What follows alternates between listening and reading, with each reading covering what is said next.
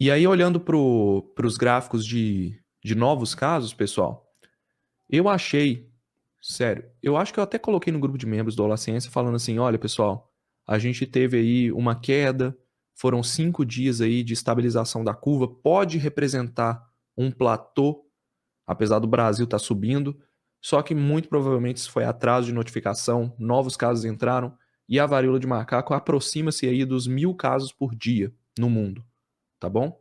1.000 casos por dia. Então, você tem, de uma semana para outra, praticamente 7.000 novos casos, tá? Pouco mais de 7.000.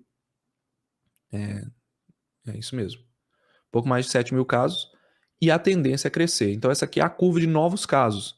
Vejam que ela apresenta um comportamento exponencial. Então, estão aumentando. A taxa, aquele RT que a gente costuma falar para a Covid, né? Está aumentando, está acima de 1, está crescendo. É uma epidemia e, na minha visão, é uma pandemia. Você pegar aqui a parte epidemiológica, você tem todas as regiões da OMS com transmissão comunitária da varíola de macaco. No Brasil, o Brasil sobe quase que em linha reta, tá bom? 20 estados e o Distrito Federal têm casos de varíola dos macacos, o número sobe para 2.131. Os Estados Unidos, na semana passada, declararam emergência nacional para a varíola do macaco. O Brasil ainda não declarou, pelo menos até onde eu vi. Eu posso ter errado, porque eu faço a live aqui acordando 8h30 da manhã aqui para poder fazer, né? Então eu não vi o que aconteceu de madrugada. Se declarou, me atualizem aí. Mas é importantíssimo fazer essa declaração de emergência nacional, porque isso mobiliza recursos e pessoal para a área da saúde, para prevenção dessa doença, para campanhas de comunicação, para vacinação. E eu não vi o país se movimentar nesse sentido. Deve ter muita influência da campanha eleitoral, obviamente, você tem um período eleitoral aí em jogo, né? E trazer uma nova doença num período eleitoral é um negócio que deve atrapalhar a popularidade presidenciáveis. Então, talvez seja por isso que eles não estão falando muito, mas a gente não tem nada a ver com isso, não estou nem aí se quem que vai ganhar, eu quero resolver o problema do meu país. Então, do ponto de vista técnico, o Brasil já deveria ter declarado a emergência nacional para que você consiga mobilizar recursos e que inicie campanhas, inicialmente voltadas para o público LGBT ali, que estão mais em risco mesmo, os homens que fazem sexo com homens, e depois essas campanhas se espalhando para outras pessoas, tomando muito cuidado para que não gere estigma, falando que somente homens gays que vão pegar a doença.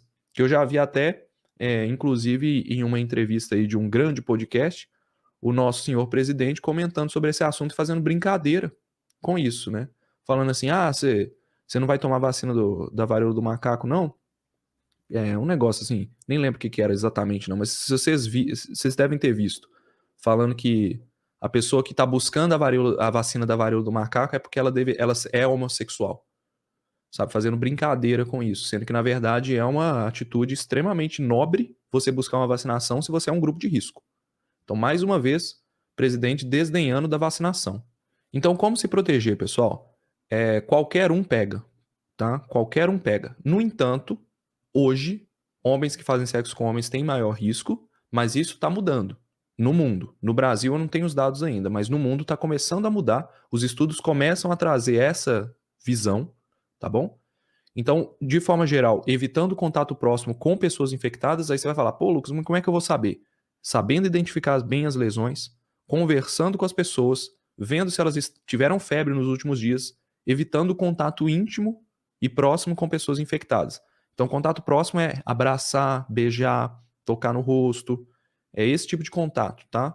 E falar muito próximo. Gotículas transmitem também, então ficar cara a cara com pessoas desconhecidas com potencial de infecção é arriscado. E diminuindo o contato com pessoas desconhecidas. Então, se você puder evitar, tá? Você ir numa rave, ir numa boate, ir numa casa de shows, tá? Que tenha muita gente aglomerada, evite. Não é para você acabar com isso. Até porque os casos da varíola do macaco ainda são muito poucos ao ponto de fazer medidas restritivas como foi com a Covid. E nem deve acontecer.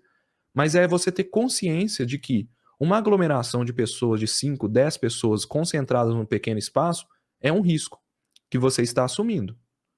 Então tenha consciência disso, tá bom? Na escola tem perigo?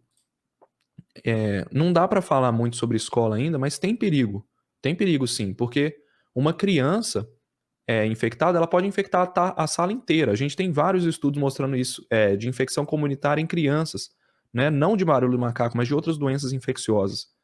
Então a escola é um perigo, sim. Então, do ponto de vista da escola, o que você vai fazer como pai e mãe? Você vai entrar em contato com o diretor, com o coordenador da escola e vai perguntar que tipo de medidas estão sendo adotadas para que meu filho fique seguro. Porque nós estamos em uma emergência internacional, entendeu? Eu quero entender. E eu quero que, a qualquer sinal de sintomas, por exemplo, se você é diretor de escola, busque o serviço de saúde da sua cidade para poder te orientar sobre que tipo de medidas você pode fazer, tá? Busque, por exemplo, recomendar aos pais, mandar comunicados oficiais para os pais não mandarem os filhos para a escola a qualquer sinal de febre, dor de cabeça, dor no corpo, qualquer sinal de doença, o filho tem que ficar em casa.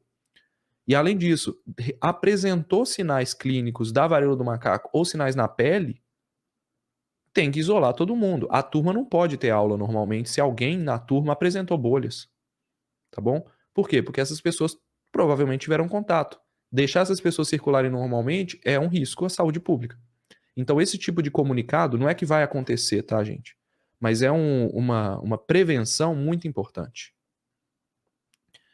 Se não, a Eloá está falando que não apareceu nenhuma instrução normativa ainda. Pois é, a gente está cometendo um erro, né? Eu fico muito triste porque, ao que tudo indica, se a gente voltar aqui, vou pegar só o caso do Brasil, tá? Tem que fazer o cálculo aqui do RT, mas vocês conseguem avaliar, basicamente, o que aconteceu de um mês para o outro, né? Aqui, de um mês para o outro, de julho até agosto, a doença saiu de 500 para 2.500 casos, ou seja, ela multiplicou 5 vezes. Se você fizer o mesmo cálculo mantendo a mesma taxa de crescimento, você vai sair de 2.500 no próximo mês, 2.500 você multiplica por 5, vai dar 12.500 casos.